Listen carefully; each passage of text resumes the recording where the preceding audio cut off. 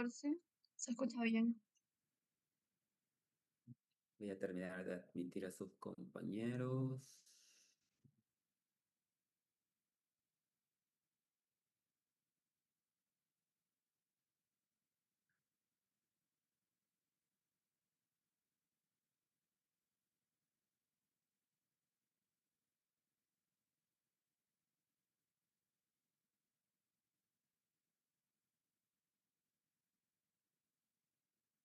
¿Se ve la pantalla de mi computadora? Sí, doctor. Ya, gracias.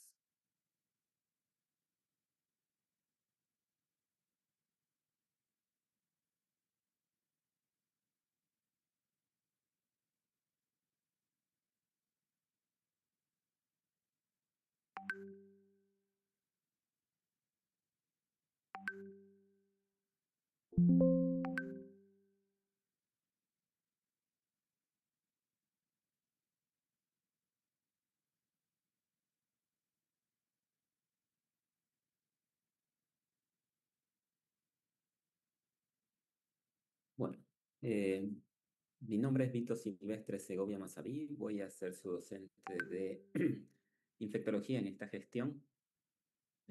Bueno, yo estudié medicina, igual que ustedes, en la Universidad Autónoma Gabriel René Moreno. Hice mi especialidad en terapia intensiva en el hospital japonés. Espero poder ser útiles en esta parte de su formación, en esta materia. Cualquier duda que tengan, bueno, me pueden escribir, tienen mi número personal o de preferencia en el grupo, ¿no? Para despejar las dudas de todos.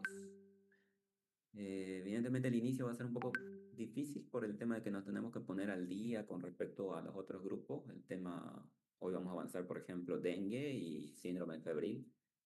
Tenemos que luego avanzar COVID, influenza, HIV e infecciones respiratorias. Entonces tenemos que ponernos al día en lo posible, avanzar todos esos temas hasta el día de su parcial, ¿ya? Y luego vamos a ir regularizando las clases presenciales, ¿ya? El plan, obviamente, siempre es pasar clases virtuales. Entonces, como seguramente es un poco complicado que todos se pongan de acuerdo para un solo horario, como les dije, vamos a pasar probablemente 2 clases a la semana para que, bueno, se dividan en el horario que tengan, que les resulte más cómodo, ¿no? ¿Ya? Y luego organizaremos la parte práctica, ¿ya? Para que tomen en cuenta la parte de las clases prácticas, las iremos pasando en el Hospital Obrero y en la Clínica ProSalud, según cómo nos vayamos organizando, ya que es un grupo bastante numeroso, ¿no? Y las prácticas que van a realizar van a ser básicamente casi todas sus prácticas en la sala de terapia intensiva, ¿no? Que es una sala un poco pequeña, son pacientes críticos. Más del 70% de ellos están cursando con un proceso infeccioso severo, entonces va a ser útil, pero depende mucho que le pongan ganas, porque son básicamente pacientes que tienen más de una patología y que tienen riesgo fatal, por así decirlo, a corto plazo. Entonces también hay que tener mucho cuidado, no solamente en la parte del conocimiento y estudiar, sino en cómo tratar al paciente, ¿no? Que está en esa situación difícil. ¿Ya? Bueno, eh, vamos a empezar entonces.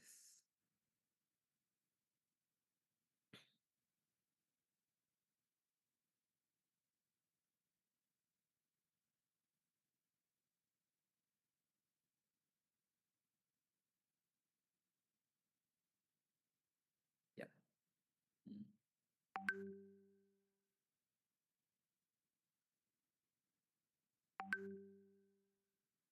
Ya vamos a avanzar un poco y cada cierto tiempo vamos a parar para admitir a los que están ingresando tarde. Bueno, Doctor, entonces hoy vamos a hablar sobre, perdón, disculpe, ¿nos va a pasar las diapositivas? Sí, se las voy a pasar. Voy a intentar, ni bien terminemos la clase, enviarlas al grupo o en todo caso, si no, se las envío a más tardar hasta mañana en la mañana. Ya que depende mucho de mi internet. Muchas gracias. Bueno, hoy vamos a avanzar síndromes febriles, ¿no? Y basándonos en el tema de las patologías endémicas de la zona tropical y subtropical, en este caso donde nosotros vivimos, que es Santa Cruz, que es Bolivia, Pues los tres agentes causales para síndromes febriles a nivel local, pues son el tema de la enfermedad por dengue, Zika y chikungunya, ¿no? Y donde los vectores en este caso representativos para este tipo de enfermedades, pues son el mosquito de tipo Aedes, en este caso Aedes aegyptis, principalmente a nivel local, pero también el Aedes albopictus, ¿no? Vamos a intentar hacer una comparación básicamente entre estas tres enfermedades o estos tres procesos infecciosos virales, ¿ya? Por lo tanto, en este caso, las arbovirosis, ¿ya? Que son enfermedades transmitidas por virus de tipo ARN, generalmente el vector es el mosquito de tipo Aedes, ¿no? Aedes, ¿no? Aedes aegyptis y Aedes albopictus. Estos tres tipos de enfermedades o estas tres enfermedades en realidad tienen factores de riesgo y patrones de conducta, tanto individuales como sociales, similares, como es tema de urbanización no planificada, movilidad humana, ¿no? Pasar del área urbana al área rural, ¿no? El crecimiento del área urbana en la parte periférica, el cambio climático, la expansión del mismo vector, la deficiencia en el saneamiento ambiental, el hecho de que básicamente tenemos la mayoría de la gente, principalmente en la periferia, no tiene muy buena educación, entonces acumula bastante agua. La acumulación de aguas servidas, pues, ha permitido que en el transcurso de las últimas décadas estas enfermedades vayan aumentando mucho más en cuanto a incidencia y al mismo tiempo en mortalidad. Por un lado tenemos a la enfermedad del dengue, que viene a ser un síndrome febril agudo de compromiso sistémico, es capaz de producir falla de cualquiera de los órganos, inclusive falla multiorgánica, por lo tanto es una enfermedad potencialmente grave. En este caso el agente etiológico viene a ser el virus del dengue, que viene del género Flavivirus, ¿no? Y tiene cuatro subtipos, ¿no? De uno, 2, 3 y 4. No hay tal vez una incidencia o por así decirlo, que uno sea más frecuente que el otro. Sin embargo, en estos últimos 2 años se ha visto que los subtipos tipo uno y 2 se han presentado con mayor frecuencia. ¿Ya? Los cuatro pueden producir cuadros severos, sin embargo, los cuadros severos están más asociados con el subtipo 2. ¿Ya?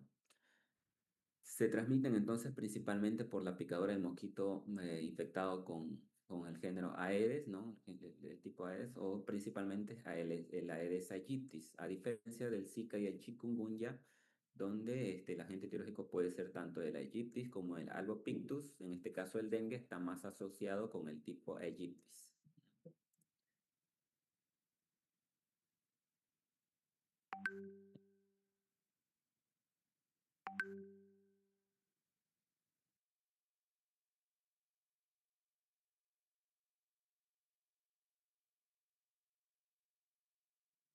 Ya, lo siento, van a disculpar que estoy en el trabajo. Ya. Bueno, la importancia en este caso del dengue en relación a los otros síndromes febriles como es el Zika y el chikungunya radica en que tiene una clasificación en la cual tenemos el dengue sin signos de alarma, el dengue con signos de alarma y el dengue grave o shock por dengue. De los tres es el que me puede producir mayor probabilidad de falla multiorgánica y es el que está más asociado a compromiso vascular. ¿Ya? Por otro lado, tenemos el Zika, que viene a ser una enfermedad viral emergente. En este caso, el agente etiológico viene a ser el virus del Zika. Es transmitido tanto por mosquitos del tipo Aedes aegyptis como Albopictus. Y la importancia o la diferencia con los otros dos tipos de síndromes febriles es que la transmisión también puede ser vertical. Es decir, que puede pasar de la madre al feto, puede atravesar la membrana placentaria, la barrera placentaria y también puede estar asociado a una transmisión de tipo transmisión sexual, transfusional y en menor frecuencia exposición a nivel de laboratorio. Por lo tanto, los grupos de riesgo para este tipo de síndrome febril van a ser las mujeres embarazadas o los acompañantes sexuales de la persona enferma. ¿Ya? Además de que se tiene que hacer un estudio seriado durante la gestación por el riesgo justamente que tiene esta transmisión vertical, ¿ya? Y en el caso de las personas adultas, está más asociado a tipo de trastornos de tipo polineuropatía como síndrome de Guillain-Barré. ¿Ya? En el caso de chikungunya, a diferencia de los dos anteriores, que es del tipo Flavivirus, en este caso el chikungunya es un virus que está asociado al género alfavirus de la familia Togaviridae, es lo que lo diferencia del Zika y del dengue. Se transmite, por otro lado, en similitud a los anteriores, anteriores por mosquitos infectados por el género Aedes, tanto Aegyptis como Albopictus. Y a diferencia del Zika y del dengue, el chikungunya está caracterizado por un compromiso articular severo, ¿no? ¿Ya? Este compromiso articular puede pasar por tres etapas: una etapa aguda, una etapa subaguda e inclusive una etapa crónica, que es lo que la gente vulgarmente le llama las secuelas, ¿no?, del chikungunya. ¿Ya? Si bien tiene una baja mortalidad, la importancia clínica está asociada no solamente al compromiso articular, sino a la deficiencia funcional que le puede producir este compromiso articular en los pacientes, sin dejar de lado también que puede producir compromiso de otros órganos. Uno de ellos que se ha presentado con bastante incidencia este último año es el compromiso neurológico, ¿no? La encefalitis o meningoencefalitis por chikungunya. ¿Ya? Epidemiológicamente, los tres tipos de enfermedades, estos tres tipos de virus, afectan regiones tropicales y subtropicales, ¿no? América Latina, Asia, África, afectan climas húmedos, el tema del crecimiento eh, el crecimiento poblacional también está asociado al aumento de la incidencia de estas enfermedades, la acumulación de aguas servidas, el crecimiento poblacional, la movilización urbana, la movilización humana hacia áreas rurales, ¿no? Periféricas urbanas, por así decirlo, ¿no? La deficiencia de saneamiento, el tema de la reproducción del vector y la capacidad de transmisión viral de estos gérmenes, ¿no? Algunos factores que están más asociados al tema del aumento de la morbimortalidad y casos severos, pues son los brotes simultáneos, ¿no? Por ejemplo, en esta época de epidemia de síndromes febriles, vienen pacientes no solamente con dengue, zika o chikungunya, sino con cuadros asociados: dengue más chikungunya, dengue más zika, zika más chikungunya, lo cual aumenta la incidencia de cuadros severos y mayores complicaciones post-enfermedad, ¿ya? Por un lado, el dengue viene a ser una arbovirosis de mayor carga y expansión global. Tiene mayor incidencia en relación a los otros dos.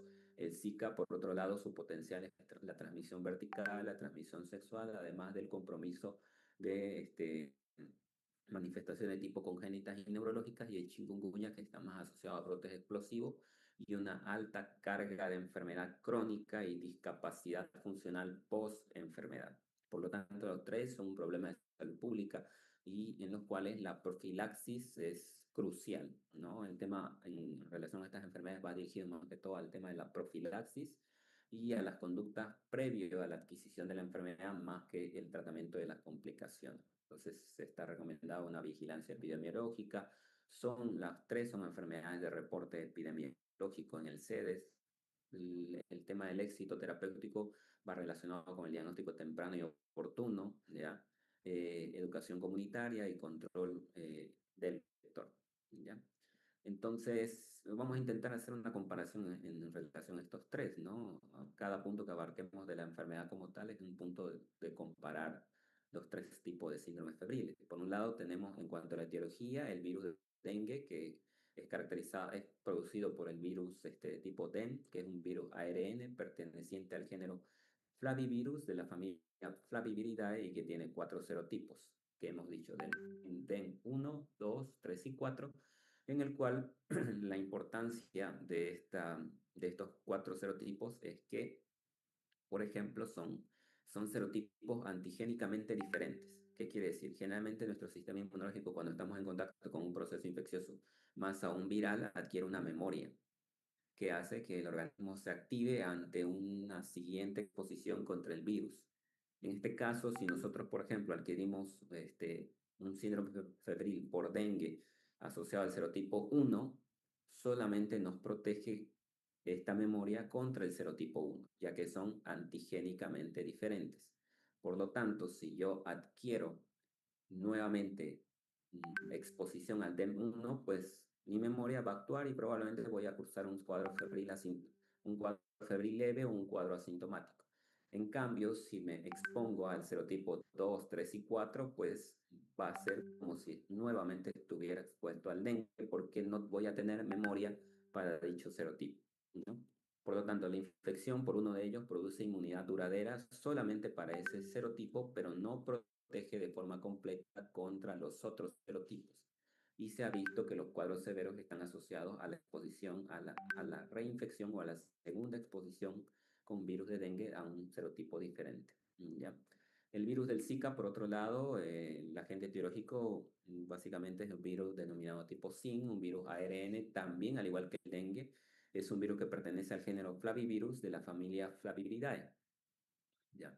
Lo que lo caracteriza en este caso al virus del Zika viene a ser las vías de transmisión, ¿no? Una picadura por el mosquito de tipo Aegyptis y albopictus, pero también se puede llevar a cabo la transmisión, como hemos dicho, vertical de la madre al feto, la vía sexual, el tema de la exposición a través de la transfusión y la exposición a nivel de laboratorio. ¿Ya? El virus del Zika, o en este caso los virus, claro, el virus del Zika está asociado también a otros tipos de enfermedades de tipo flavivirus como dengue, ¿no? Fiebre amarilla, encefalitis y el virus del Nilo occidental. Por otro lado, tenemos el virus de chikungunya, ¿no? La enfermedad de chikungunya es causada por el virus de chikungunya, conocido como CHIP-B, un virus ARN, en este caso, a diferencia del dengue y del Zika, que son del género Flavivirus y la familia Flaviviridae, el chikungunya viene a estar asociado al género alfavirus de la familia Togaviridae, ¿ya? Y hemos visto, como hemos mencionado previamente, tiene cierto predisposición, cierto trofismo para el compromiso articular y tejido periarticular que vamos asociado, además del cuadro febril, al dolor articular que presentan estos pacientes. ¿Ya? Entonces, estas tres enfermedades comparten vector, que es el Aedes, ¿ya? Comparten la distribución geográfica, área tropical y subtropical, pero sí se diferencian en cuanto a su agente causal, ¿no? Por un lado, el virus de chikungunya pertenece a otro género y a otra familia, a diferencia del dengue y el Zika, ¿ya? Y por otro lado, los mecanismos de transmisión que tienen cierta diferencia, así como las complicaciones.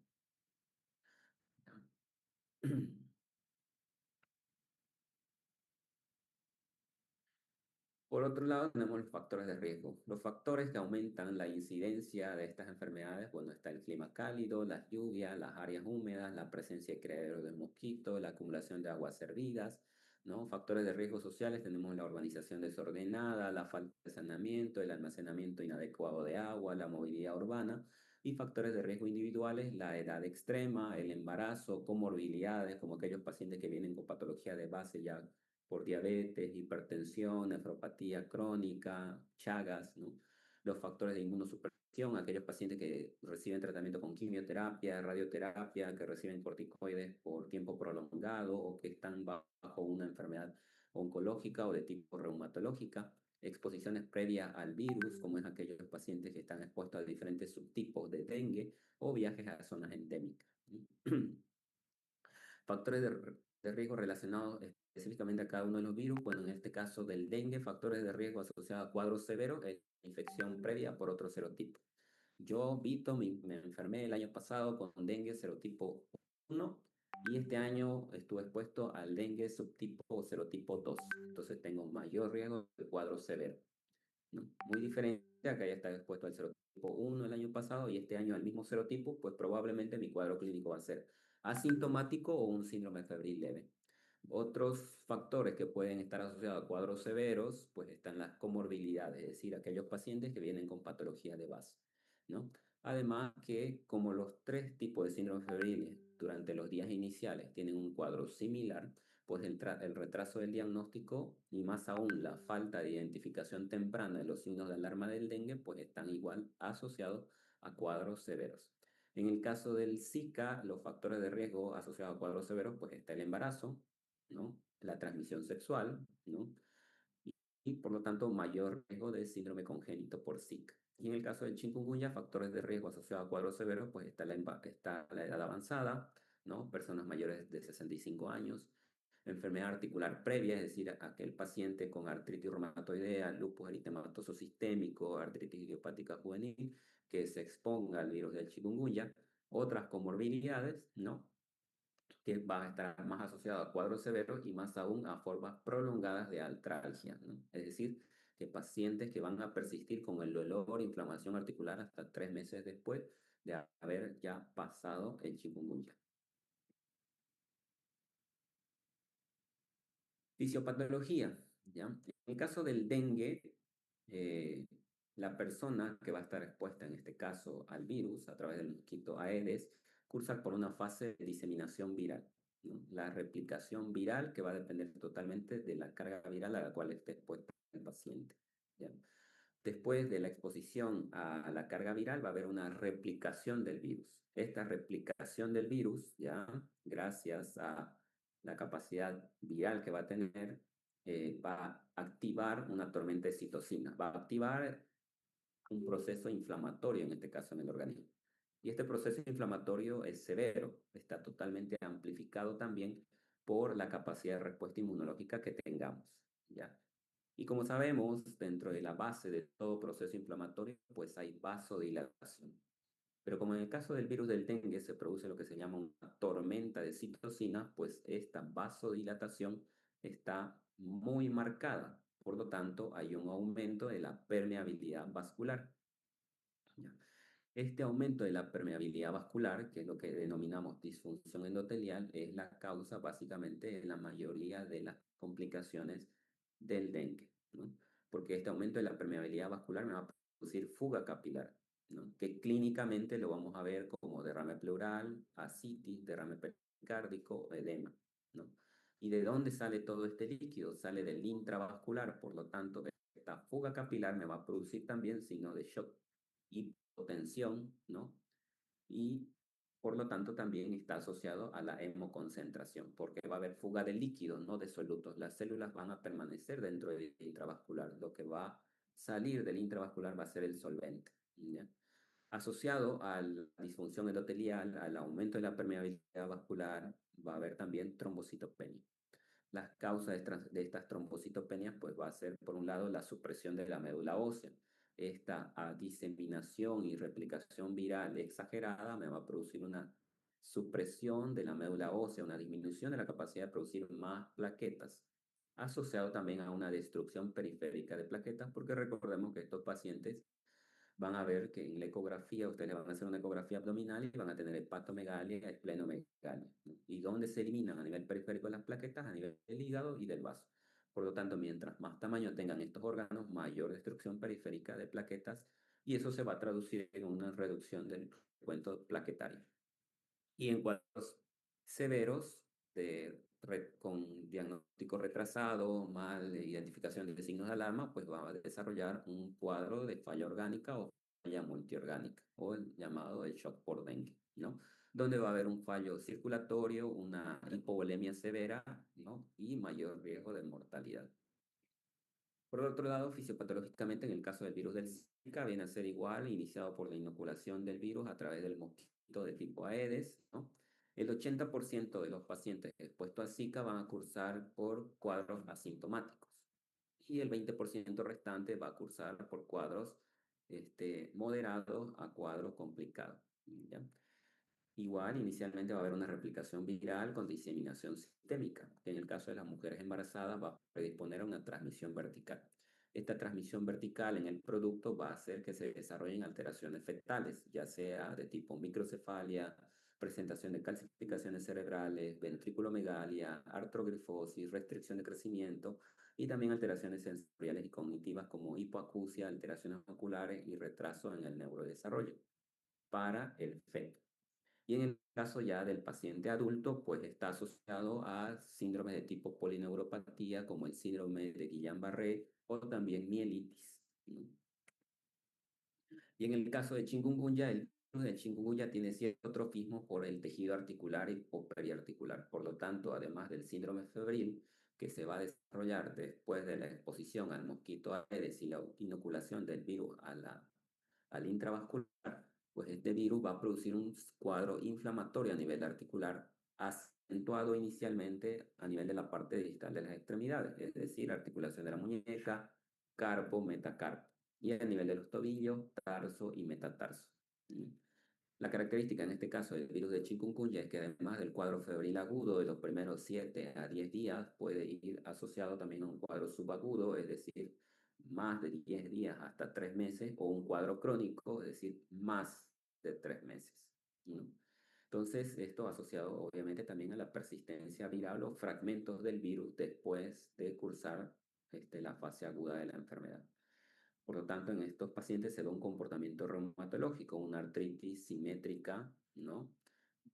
Duradera, y más aún si hay un retraso en el diagnóstico, el paciente puede terminar con secuelas articulares a largo plazo.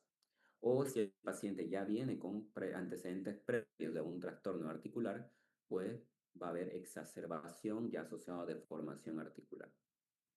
¿Ya? Entonces, en este caso, el chikungunya, por ejemplo, ¿no? El problema central es un compromiso articular por un trofismo del virus hacia el tejido articular y periarticular o tejido musculoesquelético. En el caso del dengue, el problema central es la fuga plasmática, o sea, hay vasodilatación con aumento en la permeabilidad vascular y fuga de plasma hacia el espacio, hacia el tercer espacio, gracias a un trofismo, es decir, que el virus ataca principalmente a nivel sistémico vascular. Y en el caso del Zika, pues el problema central es el neurotropismo, o sea, la preferencia que tiene este virus por el tejido nervioso, que me va a producir en el adulto, bueno, síndrome de Guillain-Barré, ¿no? Y en el caso de las mujeres embarazadas, pues la enfermedad congénita por Zika.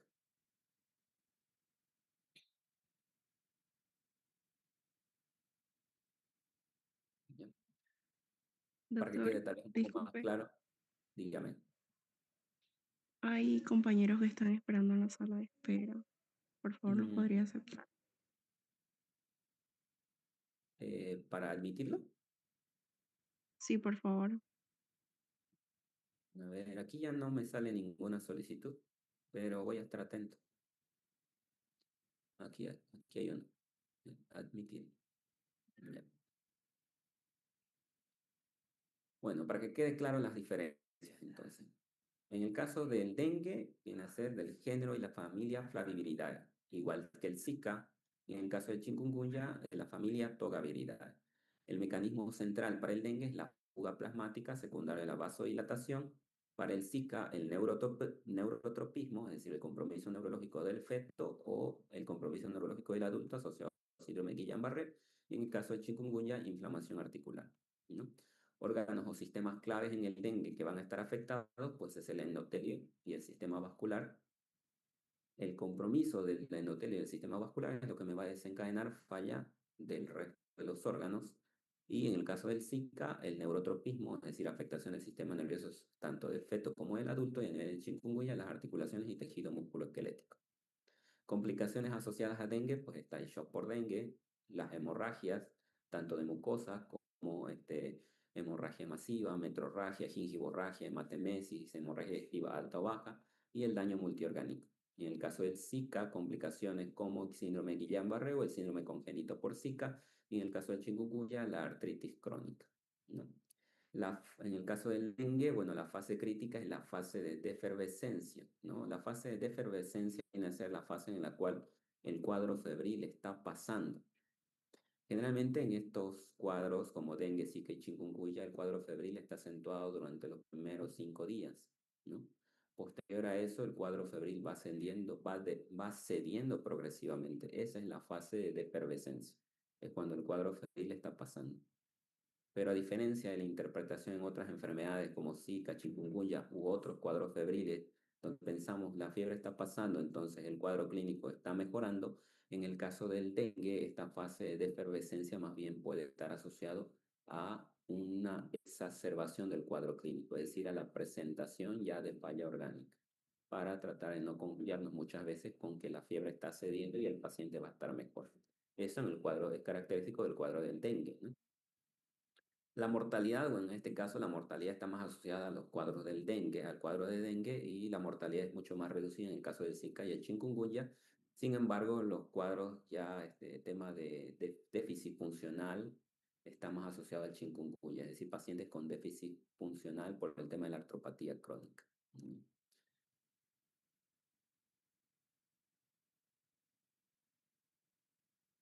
¿Alguna pregunta hasta acá?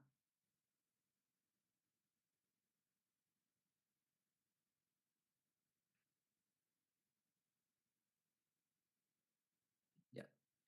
En cuanto a las clasificaciones, para el dengue tenemos que el dengue se clasifica en dengue sin signos de alarma, que viene a ser el síndrome febril inicial, y es la fase en la cual los tres Las tres enfermedades son parecidas, ¿no? Son pacientes que vienen con fiebre de 24 a 48 horas de evolución, que no cede con paracetamol, que no cede con antipiréticos, asociado obviamente a signos de sintomatología secundaria como es mialgia generalizada, malestar general, disminución del apetito. Y en el caso del dengue, pues, está asociado a cefalea, dolor retroocular, que no es un signo patognomónico, pero el dolor retroocular está más asociado al dengue, asociado también a exantema, leucopenia más linfocitosis, que lo diferencia de chikungunya, que presenta leucopenia más linfopenia, y la prueba del torniquete positivo. La otra fase del dengue es el dengue con signos de alarma, es decir, aquel paciente que además de los síntomas iniciales, no se realiza un diagnóstico adecuado, no se realizó una hidratación adecuada, el paciente no acudió al hospital o no acudió a consulta y entonces empieza a presentar dolor abdominal intenso, vómitos persistentes, o signos de tercer espacio, es decir, ascitis, derrame pleural, derrame pericárdico, sangrado de mucosas, letargia, irritabilidad, hepatomegalia y aumento progresivo del hematocrito o hemoconcentración. Y la tercera fase, que es el dengue grave o shock por dengue, en el cual se pueden presentar tres cambios principales. Extravasación de plasma, ¿ya? Que se va a representar en un paciente con signos de shock, dificultad respiratoria y acumulación de líquidos en tercer espacio. Segundo, hemorragia grave, que se va a representar ya sea con hemorragia digestiva o con metrorragia o con algún otro tipo de sangrado persistente asociado a signos de inestabilidad hemodinámica. Cuando hablamos de signos de inestabilidad hemodinámica, pues nos referimos a aquel paciente que tiene el sangrado más, puede ser taquicardia, puede ser alteración del estado de la conciencia, puede ser disminución del ritmo diurético, ¿no? Y otros cambios laboratoriales. Y el tercero, el compromiso grave de órgano, la falla multiorgánica. Los órganos que más están asociados a fallar en estos casos de dengue grave, pues es el hígado, puede haber un desarrollo de una hepatopatía aguda, una encefalitis por dengue, una miocardiopatía viral o también este cuadro de falla renal aguda por el tema de la inestabilidad hemodinámica severa. ¿Ya? Por otro lado, el cuadro clínico del dengue también se puede clasificar en grupo A, B o C, de acuerdo al manejo o a la sugerencia de manejo que pueden tener estos pacientes. Por un lado, tenemos el dengue grupo A, en el cual están incluidos los pacientes con dengue sin signos de alarma, pero que están conscientes, que toleran la vía oral, ¿no? Que no tienen ninguna comorbilidad, pues a este paciente generalmente lo mandaremos a la casa, ¿no? Le sugeriremos que tome bastante líquido, que tome paracetamol horario, ¿no? Y le explicamos cuáles son los signos de alarma que pueden presentar para que retorne a consulta. Por otro lado, tenemos del grupo B1, donde están los pacientes con dengue sin signos de alarma, pero que a diferencia del grupo anterior sí tiene factores de riesgo, es decir, tiene comorbilidades: diabético, hipertenso, paciente oncológico, paciente reumatológico. Por lo tanto, estos pacientes, de acuerdo al estado clínico, pues habrá que observar si puede realizarse una observación ambulatoria, es decir, si lo podemos mandar a la casa con un control de aquí a algunos días o si va a requerir internación.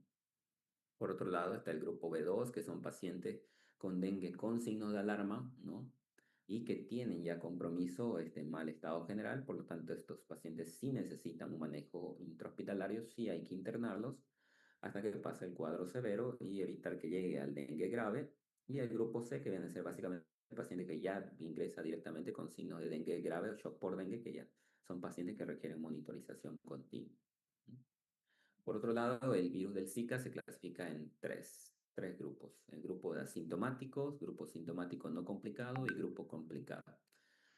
Como hemos visto, la infección asintomática representa casi básicamente el 80% de los pacientes que están expuestos al virus del Zika, y el restante 20% puede desarrollar una enfermedad sintomática no complicada caracterizada por un cuadro febril leve o una enfermedad complicada caracterizada por compromiso del sistema nervioso, que hemos dicho, volvemos a decir, en el adulto asociado a síndrome Guillain-Barré, así como meningoencefalitis, mielitis o neuropatías, y en el caso fetal, pues el desarrollo del síndrome o enfermedad fetal congénita por Zika. La clasificación en el caso de la enfermedad de chikungunya, pues la chikungunya se clasifica en una fase aguda, en cuanto a tiempo, una fase aguda que está dentro de las primeras 3 semanas, ¿ya? donde está asociado más al cuadro febril, más una poliartralgia intensa, ¿no? En esta fase hay alta transmisibilidad del vector. Entonces, este paciente, ¿no? Más el vector puede ser capaz de transmitir la enfermedad a otras personas. En la fase subaguda, que parte de la semana 4 hasta antes de los 3 meses, hay una persistencia del dolor articular, una rigidez matutina de las articulaciones y una fatiga tras la fase inicial de la reincorporación del paciente. Es decir, el paciente se despierta con dolor articular, con rigidez articular y con fatiga inicial.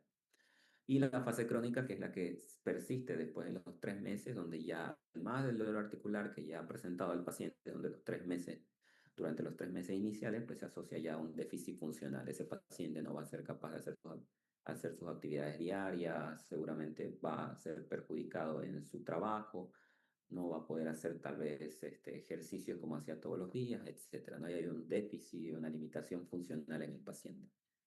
De acuerdo a la clasificación epidemiológica, pues tenemos casos sospechosos de chikungunya, que viene a ser un paciente que viene con un cuadro clínico, pero sin pruebas laboratoriales. Caso probable, que es aquel paciente que tampoco tiene pruebas laboratoriales, pero ya va asociado a un vínculo epidemiológico, es decir, hay un paciente, un familiar que ha tenido chikungunya, ¿no? O un vecino, ¿no? Una persona próxima, o el paciente ha viajado a una zona endémica. Y el caso confirmado, que viene a ser aquel paciente que tiene el cuadro clínico más la confirmación laboratorial. ¿Ya? Entonces, dentro de la fase inicial, tenemos que hacer sí o sí diagnóstico diferencial entre los tres síndromes febriles. ¿Es importante hacerlo? Sí, porque el tratamiento para el dengue no es el mismo para el chikungunya, e inclusive el tratamiento de chikungunya en un paciente con dengue me puede acelerar la presentación de complicaciones. Por lo tanto, sí o sí hay que hacer diagnóstico diferencial entre estos tres síndromes febriles. Los tres pacientes me pueden venir con fiebre, es decir, temperatura mayor a 38 grados, exantema, es decir, erupción cutánea, cefalea, ¿no? Mialgia y artralgias. Vamos a intentar diferenciar, obviamente, qué signos me pueden empujar a uno u otro síndrome. Para los tres hay que hacer un registro epidemiológico, ¿no? Evaluar el lugar de residencia del paciente, si vive o viene de una zona endémica, si ha llegado recientemente de un viaje, brote activo en la comunidad local, si hay más personas con la enfermedad, contactos con personas que han tenido o han cursado un síndrome febril, si hay la presencia del mosquito Aedes en la zona, si es una dama y esta dama está cursando gestación, y si hay contacto sexual con otras personas que han estado expuestas al virus. Y al mismo tiempo también no podemos pedir cualquier prueba laboratorial en cualquier momento de la enfermedad. Hay que tomar en cuenta que la carga viral es más alta durante los primeros 5 a 7 días. Por lo tanto, durante los primeros 5 a 7 días de la enfermedad, la prueba de preferencia es PCR-RT. PCR-RT para dengue, PCR-RT para Zika, PCR-RT para chikungunya, ¿no? Que es la detección básicamente del antígeno del virus. Y en el caso del dengue también se puede pedir un antígeno NS1, ¿ya? Sin embargo, pasado el día 7, pues ya no vamos a encontrar el antígeno, o lo vamos a encontrar en bajas concentraciones. Por lo tanto, si pedimos un antígeno en el día 8 o 10, me va a salir negativo y yo voy a decir, ah, entonces no tiene dengue, no tiene Zika, no tiene chikungunya, pero lo que pasa es que hay una mala interpretación de los laboratorios. Pasado el día 7, entonces ya no vamos a detectar el antígeno, lo que vamos a ver son la respuesta del sistema inmunológico. Vamos a detectar o vamos a buscar en este caso los anticuerpos. Por lo tanto, se pide una prueba de anticuerpos para dengue, Zika o chikungunya. Generalmente los anticuerpos de tipo IgM, que son los de respuesta aguda, pues lo vamos a ver pasado el día 7 y durante la fase activa de la enfermedad. Y los anticuerpos de tipo IgG, que ya es la fase crónica, es cuando el paciente ya está pasando o ha pasado o tiene el antecedente de haber cursado con un cuadro de dengue, Zika o chikungunya. En cuanto al cuadro clínico, pues los tres cursan con un síndrome febril, pero el síndrome febril más grave, es decir, aquellos pacientes que tienen una temperatura mucho más alta, 39, 39,5 grados, viene a ser el dengue y el chikungunya. Generalmente el Zika viene con un cuadro febril leve a moderado, ¿no? El dolor retroocular es más característico del dengue, ¿ya? El exantema está presente en los tres tipos de pacientes, ¿no? Pero básicamente el paciente con Zika, el 100% de los pacientes con Zika van a cursar con exantema.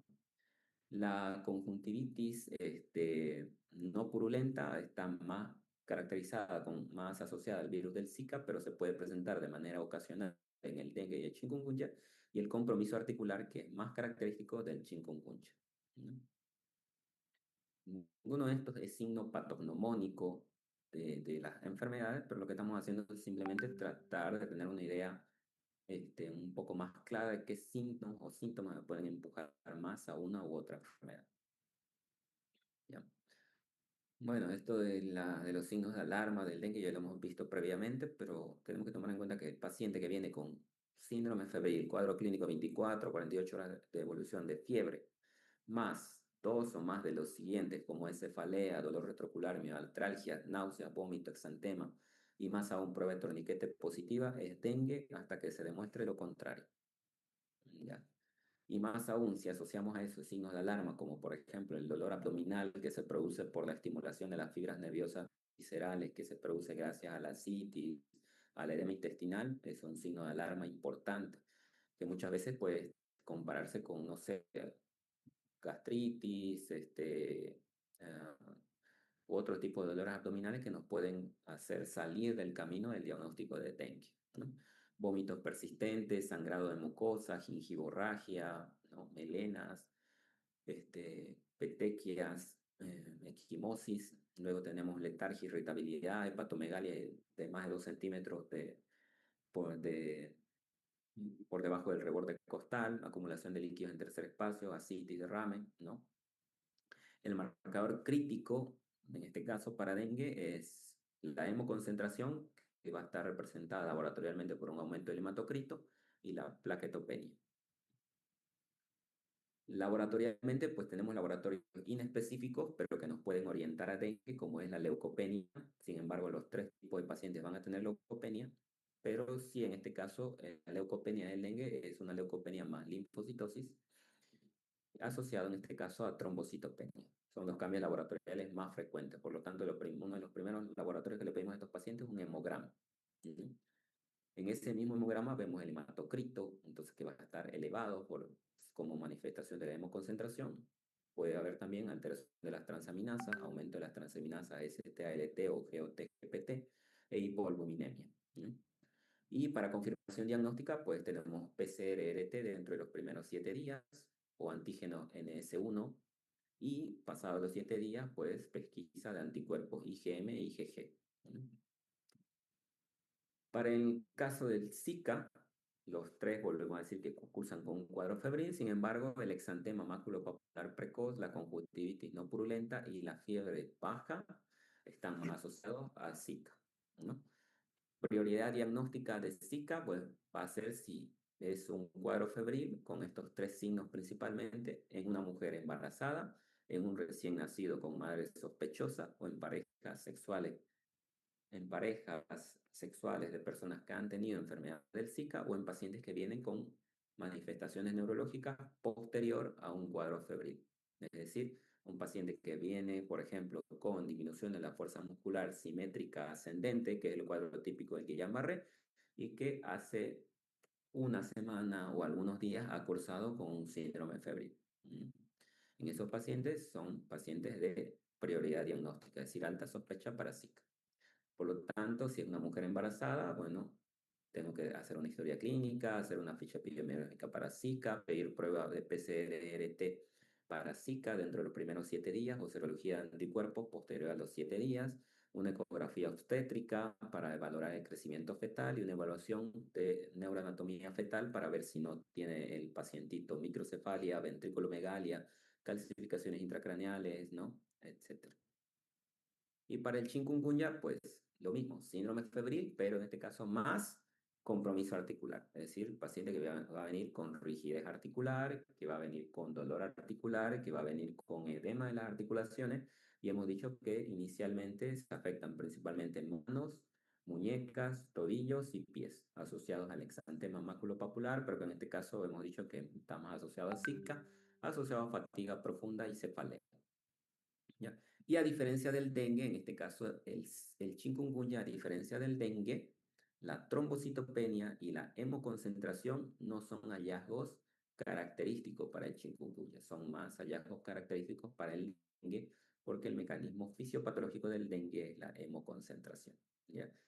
Se evidencia igual habitualmente linfopenia, ¿ya? Es decir, este paciente con chikungunya presenta leucopenia más linfopenia, o sea, glóbulos blancos bajos más glóbulos más linfocitos bajos, muy diferente al chikungunya que tiene leucopenia más linfocitosis, es decir, glóbulos blancos bajos más linfocitos altos, ¿ya?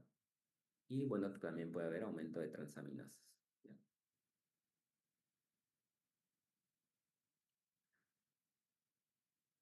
Bueno, esto es la fase aguda, subaguda y fase crónica, ya lo hemos visto. Solamente tenemos que recordar que en el caso de la fase crónica, es decir, un paciente con chikungunya que ya está más de 3 meses con compromiso articular, bueno, habrá que hacer diagnóstico diferencial con patologías articulares o de tipo reumatológicas. Hacer diagnóstico diferencial con artritis reumatoidea, lupus eritematoso sistémico, espondiloartritis o artrosis descompensada.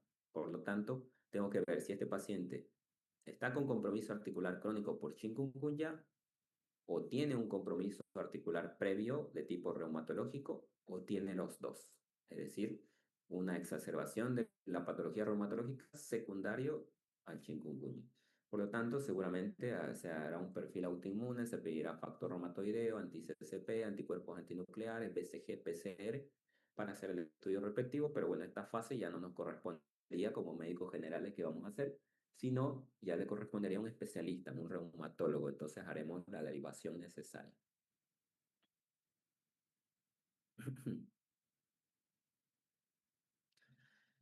Ya.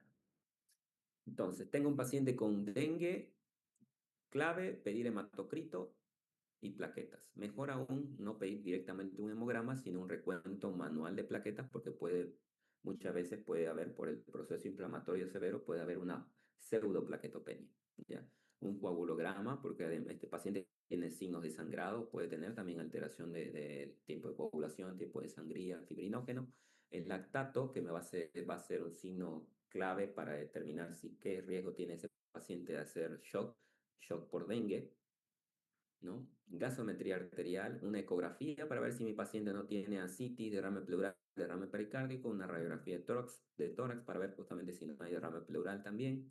En el caso del Zika, pues una punción lumbar, un estudio de líquido cefalorraquídeo para el estudio de la meningoencefalitis, una electromiografía, en el caso de que haya sospecha de Guillain-Barré, alguna neuroimagen cerebral para ver si no hay calcificaciones o ventriculomegalia y una evaluación obstétrica en el caso de las mujeres gestantes. Y para el virus del chikungunya, en este caso, un estudio de proceso inflamatorio reumatológico. Entonces, BCG, PCR de inicial es más económico y se hace en todos los lugares. Y bueno, si esto sale elevado, recién le sumamos el perfil reumatoideo, que es mucho más caro y no se realiza en todos los lugares, ¿no? Y bueno, la valoración por reumatología en el caso de la fase crónica, ¿ya? Y tratamiento, ¿ya? Antes de pasar a tratamiento, ¿hasta aquí alguna duda?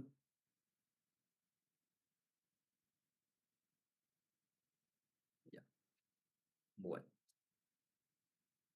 Entonces, la regla clave, todo paciente con síndrome febril es dengue hasta que se demuestre lo contrario, ¿ya? ¿Por qué? Porque el tratamiento, por ejemplo, de chikungunya para compromiso articular o para Zika igual, son antiinflamatorios. En estos pacientes se puede dar antiinflamatorio. ¿Qué antiinflamatorio conocemos? ¿Y qué es el primero que nos venden cuando vamos a la farmacia? Ibuprofeno. Si no hay ibuprofeno, ketorol. Si no hay ketorol, diclofenac. Todos estos antiinflamatorios no esteroideos pueden exacerbar el tema de la presentación de los signos de alarma y más aún de los riesgos de sangrado que tienen estos pacientes. Entonces, es por eso que se debe descartar primero dengue antes de valorar la posibilidad de otro tipo de tratamiento. Igual, en la parte de tratamiento vamos a ir individualizando cada una de estas patologías, ¿ya? Protocolo básico para todo síndrome febril, entonces reposo relativo, hidratación oral abundante, si es que el paciente tolera la vía oral, ¿ya? ¿Cuál es un paciente que tolere la vía oral? Va a ser un paciente que va a tomar e ingerir líquidos por la boca y no me va a referir náuseas, no me va a vomitar, no va a tener distensión abdominal, no va a tener dolor abdominal. Ese es un paciente que me tolera la vía oral. Y un paciente que tolera la vía oral es un signo de buen pronóstico. ¿Ya? ¿Cuándo se empiezan a complicar los pacientes? Cuando no toleran la vía oral. Cuando dejan de tomar líquidos, no se hidratan bien, más asociado al tema de la vasodilatación y la fuga capilar, son pacientes que se deshidratan mucho más rápido. Entonces, crucial, reposo relativo, hidratación oral abundante, siempre y cuando lo tolere el paciente. Paracetamol, que es la medicación recomendada para el paciente con dengue, ¿no? En el caso del paracetamol, bueno, hay que tomar en cuenta que el paciente con dengue me puede desarrollar hepatopatía, por lo tanto tampoco puede ser uso de paracetamol indiscriminado, ¿no? Generalmente un 500 o un gramo cada 8 horas durante 3 días y posteriormente solamente en caso de que sea necesario, no más de 4 gramos al día, no más de 6 gramos si es paciente adulto por el riesgo de hepatopatía, ¿no? En este caso, parte del tratamiento es la pesquisa o búsqueda de signos de alarma. Entonces, solicitar un hemograma para ver si no hay hemoconcentración o plaquetopenia, ¿no? Y bueno, búsqueda de signos de alarma. Prohibido el uso de aspirina porque es un antiagregante plaquetario, ¿no? Y va a aumentar el riesgo de sangrado. Prohibido el uso de antiinflamatorios no esteroideos porque además de aumentar los signos de sangrado, aumentan la acidez gástrica, por lo tanto estos pacientes pueden cursar con dolor abdominal y no vamos a ver si es gastritis por los AINES o es dolor abdominal como signo de alarma por dengue. Corticoides de rutina, ¿por qué? Porque me van a producir una disminución del sistema inmunológico y que me puede hacer que el virus más bien me produzca más complicaciones e inyecciones intramusculares innecesarias, ¿no? En un paciente que está cursando un proceso inflamatorio. Entonces dice, punto clave, paso 2 hidratación oral abundante.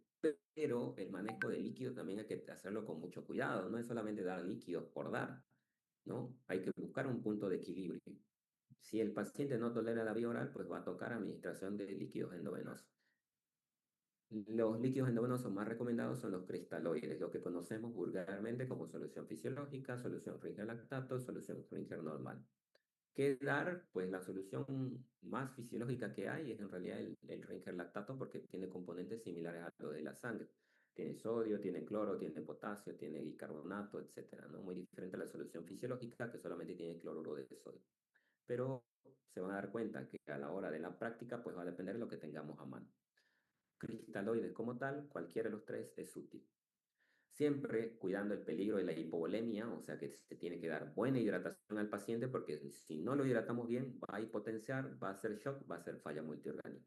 Pero por otro lado, no dar exceso de líquido, hay que evitar el peligro de sobrecarga, porque si le damos exceso de líquido, vamos a producir otras complicaciones, edema pulmonar, mayor derrame pleural, mayor ascitis y dificultad respiratoria que me puede poner al paciente en estado crítico, pero ya en este caso secundario a un tratamiento inadecuado. ¿Ya? Otra advertencia clínica, el tema de las transfusiones. ¿Ya? Estos pacientes van a tener plaquetopenia. Entonces, tampoco es una transfusión indiscriminada de plaquetas, ¿no? Porque el hecho de la transfusión de plaquetas en estos pacientes es con el fin de controlar los signos de sangrado, no de mejorar las plaquetas. Porque mientras esté cursando el cuadro febril, por más plaquetas que le transfundan, no va a mejorar de manera definitiva la plaquetopenia hasta que el virus salga del organismo. Por lo tanto, el objetivo de la transfusión de plaquetas en estos pacientes es control de signos de sangrado. Generalmente la indicación de transfusión de plaquetas se transfunde plaquetas cuando es por debajo de 50.000 con signo de sangrado o se transfunde plaquetas cuando está por debajo de 20.000 las plaquetas sin signo de sangrado. ¿Ya?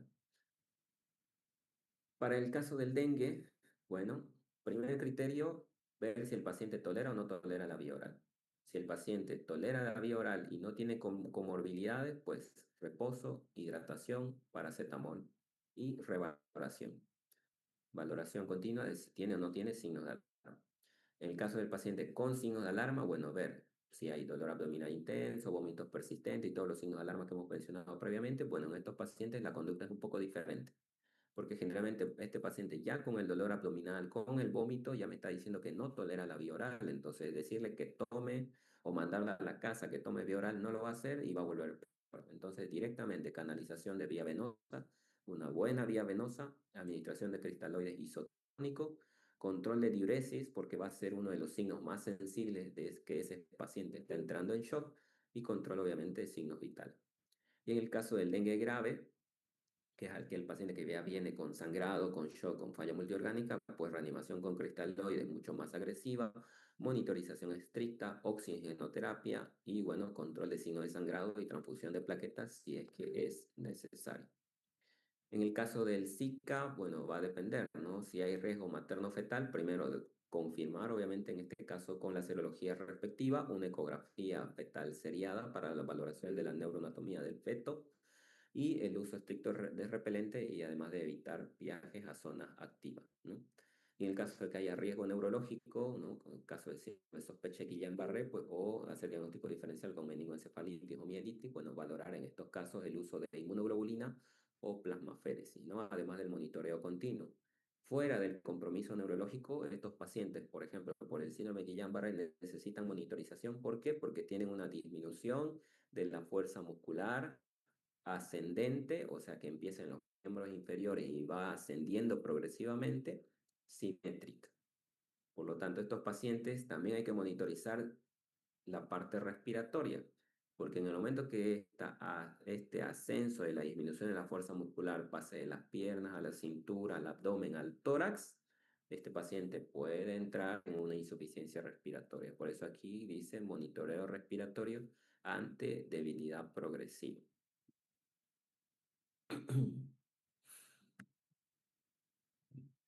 Para el chikungunya, bueno, tenemos en la fase aguda reposo e hidratación, igual paracetamol, protección contra picaduras y evitar los AINES hasta descartar dengue, ¿ya? ¿Por qué volvemos a mencionar esto? Porque los AINES son cruciales para evitar que este paciente termine con secuelas articulares crónicas, los antiinflamatorios no esteroideos. Sin embargo, es importante descartar primero dengue, ya que si le damos AINES a un paciente con dengue, como hemos dicho hace rato, podemos acelerar la presentación de los signos de alarma y de las complicaciones por dengue. Entonces hay que tener en claro eso. En la fase subaguda, bueno, analgesia escalonada, inicio de AINES siempre y cuando se haya descartado dengue, fisioterapia y movilización temprana y evitar la inmovilización. Este paciente va a tener dolor articular, ¿no? Entonces, por el dolor articular, el paciente va a querer estar en la cama, no se va a querer mover. Y esa inmovilización más bien puede hacer que ese dolor articular pase de la fase subaguda a la crónica y producir mayor disfunción. Por lo tanto, evitar la inmovilización y la fisioterapia temprana es importante. Y para que ese paciente tolere la fisioterapia y la movilización, pues la analgesia también es crucial. Y en la fase crónica, bueno, la evaluación por la parte de reumatología, porque si el paciente llega a la fase crónica es porque no ha tenido muy buena respuesta a los AINES, entonces hay que ver otras opciones, como por ejemplo los corticoides, ¿no? Prednisona, dexametasona, y si no responde a los corticoides, pues los fármacos modificadores de la enfermedad en los trastornos articulares, como es la hidroxicloroquina, el metotrexato, pero esa parte se la pasaremos ya al especialista. ¿Qué más? Bueno, un poco más de repaso en la parte del tratamiento y diagnóstico diferencial. Le hemos dicho dengue, soporte, hidratación y vigilancia. Zika, soporte, vigilancia obstétrica y neurológica. Y el chikungunya, soporte, analgesia y rehabilitación. Es decir, evitar que ese paciente se inmovilice. Los tres, inicialmente, manejo con paracetamol. De los tres, en la siguiente fase, en el caso del dengue, siempre va a estar contraindicado los AINES, las aspirinas, corticoides, ¿no? En el caso del Zika y del chikungunya, están contraindicados hasta que se descarte dengue. Una vez que se descarte dengue, se puede dar AINES, se puede utilizar aspirina en caso que sea necesario para el Zika, y en el caso del chikungunya, los AINES son cruciales para evitar que el paciente llegue a fase crónica, ¿no? Y en el caso del manejo, bueno, en el caso del paciente con dengue, el uso de cristaloides endovenosos si hay signos de alarma y la monitorización continua en caso de shock. Y en el caso del Zika, el seguimiento fetal si hay embarazo y el seguimiento por neurología si hay compromiso neurológico en el adulto, meningoencefalitis, mielitis o síndrome Guillain-Barré. Y en el caso de del paciente con chikungunya, AINES, fisioterapia y seguimiento por reumatología. Complicaciones. Las complicaciones van a estar mucho más variadas y van a poner mucho más en riesgo la vida del paciente en el caso del dengue, porque es un compromiso principalmente con trofismo vascular y vasos sanguíneos tenemos en todo el organismo. Por lo tanto, el paciente con dengue puede desarrollar hepatopatía aguda, miocardiopatía viral, encefalopatía o encefalitis o meningoencefalitis y lesión renal aguda grave. Todo secundario a la lesión endotelial, al aumento de la permeabilidad vascular y a la formación de líquido en tercer espacio. Las complicaciones por Zika, bueno, tenemos el Guillain-Barré y el tema del desarrollo del síndrome congénito por Zika. Y en el caso de chikungunya, las complicaciones es la artropatía crónica, el déficit funcional o la exacerbación de la patología reumatológica que pueda tener el paciente previamente. Bueno, eso sería el tema. ¿Alguna duda que tengan? ¿Preguntas? ¿Reclamos? Doctor, buenas tardes. Disculpe que lo moleste y creo que el tema va a parecer muy insistente porque mis compañeros se lo comentaron un poco en el grupo de WhatsApp y realmente es que lo que pasa es que nos preocupa un poco lo del parcial porque tenemos entendido o a lo que se llegó a difundir es que el parcial se supone va a ser multigrupo sería el 19 de mayo y esa sería la subsiguiente semana. Y estamos preocupados porque estamos muy atrasados. Entendemos que no es por su culpa y que es algo que sale de sus manos, pero queríamos ver si todavía existe la posibilidad de que usted insista con el tema de hacer su propio examen, porque, por ejemplo, el docente asignado del grupo invitado del va a hablar con el doctor Saavedra y él mismo va a hacer su examen por el mismo motivo que está atrasado. Incluso nosotros estamos más atrasados que ese grupo porque ellos empezaron clases unas 2 semanas antes.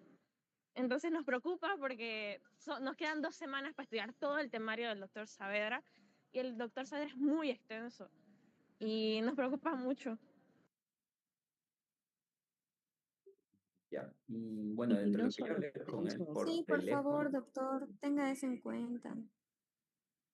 Sí, doctor, por favor, el año pasado Por también en la favor, materia de doctor, bioquímica invitado, todos nosotros andamos se quería preocupados. hacer multigrupo, pero si usted decide y tiene nuestro respaldo, usted puede hacer su propio examen individual. Así que, Sí, por favor, doctor, doctor, si tiene la probabilidad. por ya. favor, doctor. Bueno, en esa parte hay que tomar en cuenta lo siguiente. Mm, ¿Cómo le puedo decir? Yo siempre intento ver todas las opciones posibles, ¿no? Con el doctor Saavedra ya hablé y bueno, como no sé quién dijo respaldo, es el tema que por parte de dirección de carrera la idea también es que el examen sea multigrupo. La insistencia de hacer clases, más de una clase a la semana con tal de ponernos al día, también no solamente a petición del doctor Saavedra, sino de dirección de carrera. Sin embargo, obviamente vamos a volver a hablar con el doctor. Y hasta donde yo volví a hablar con él, pues me dijo que el plan no se modificaba. Por eso él había retrasado en realidad la fecha del primer parcial, porque en sí él ya terminó de pasar ya los temas del primer parcial y él ya quería tomar examen, ¿no? Y en búsqueda de que todos se nivelen es que retrasó la fecha del parcial. Eso es lo que me comentó a mí, ¿no? No sé. Em, Ahora, en pro de que probablemente la fecha no se cambie, pues, por un lado, el plan A es ponernos al día, ¿no? Oye. Segundo, el plan B, pues obviamente volver a hablar con el doctor Saavedra y si la fecha se reprograma, ya sea multigrupo o si podemos hacer o puedo hacer mi propio examen con ustedes, pues en ese caso igual el temario va a ser el mismo, la información que les estoy dando va a ser la misma, el tema de las preguntas de examen, Claro, ¿ya? doctor, y Por entendemos otro eso y lado, agradecemos su disposición, pero por ejemplo, a lo que entendimos también y a lo que nos hemos estado informando, también podría la posibilidad de que la fecha se mantenga, digamos, el mismo día, todos los grupos dan digamos, de infectología dan el 19 de mayo, un ejemplo.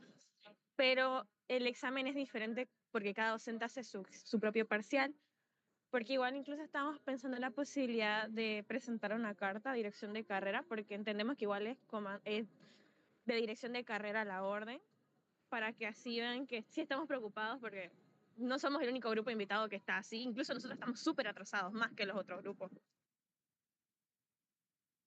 Sí, sí, presentan la carta, creo que sería igual de bastante ayuda, ¿no? Para que no digan que yo nomás les digo, digamos, ¿no? No pensar, este docente no quiere tomar examen, no quiere pasar clase, no quiere ponerse al día. En cambio, si hay una carta de ustedes, pues también hay mayor respaldo, ¿no?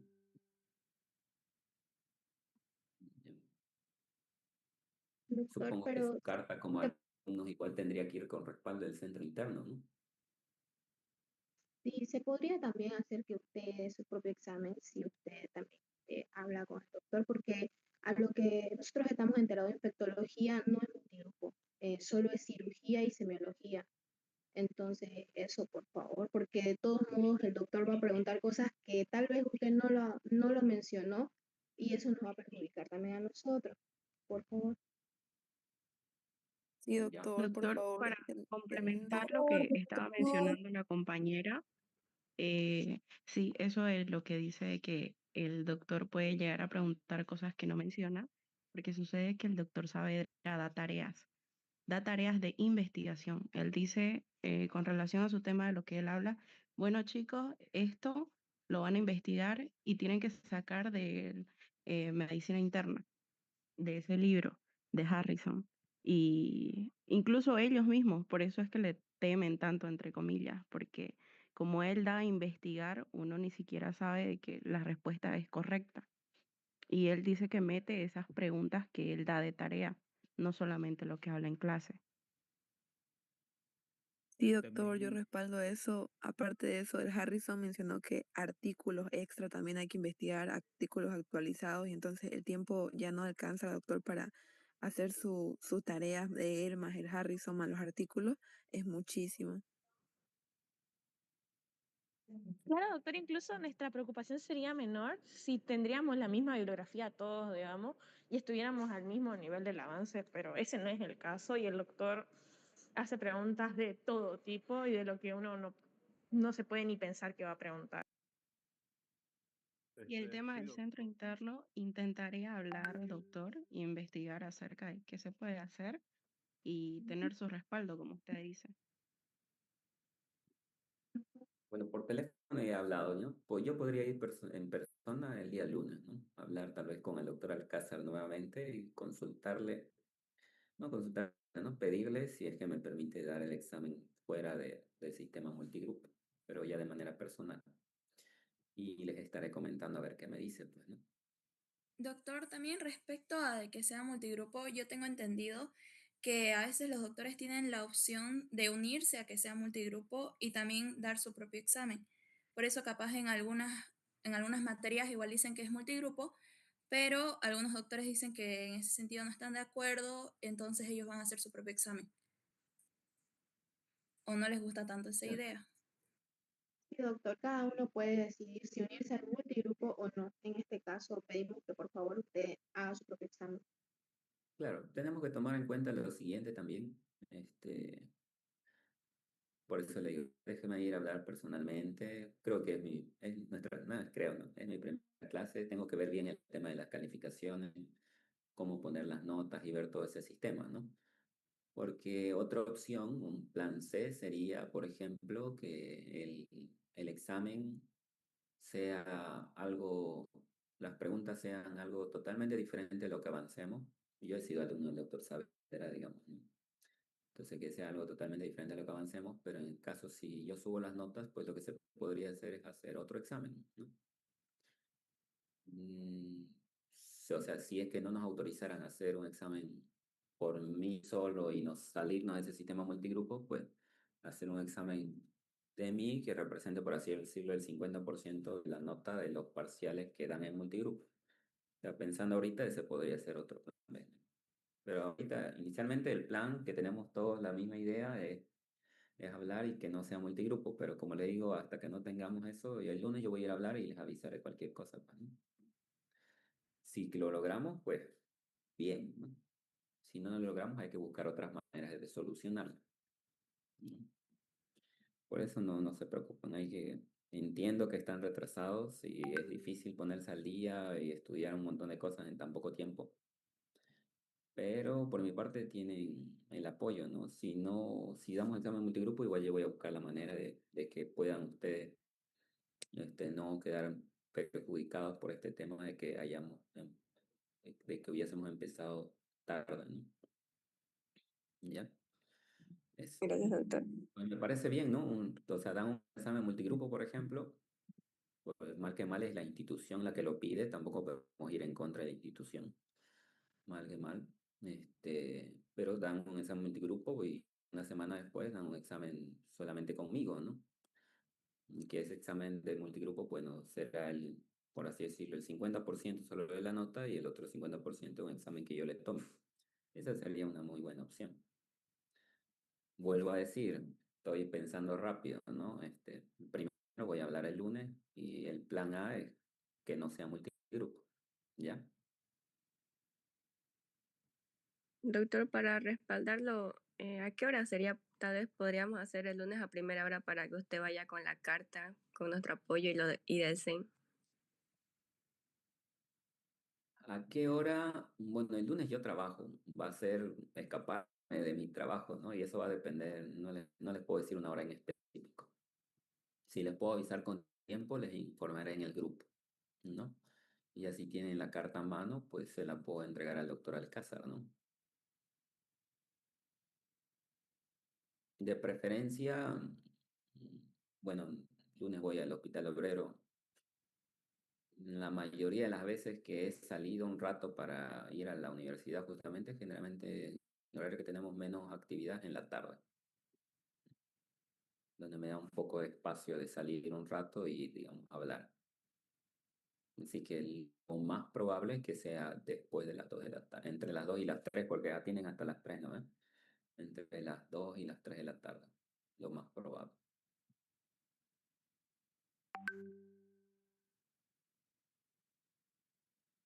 Muchas gracias, Ya. doctor. Gracias, doctor. Ahorita les mando las diapositivas y bueno, empecé el Zoom, pero no debí grabar la clase, así que la clase grabada se las mando mañana. Ya la voy a grabar la clase nuevamente y se las mando mañana para los que no asistieron o los que quieren escuchar el tema otra vez. ¿Ya?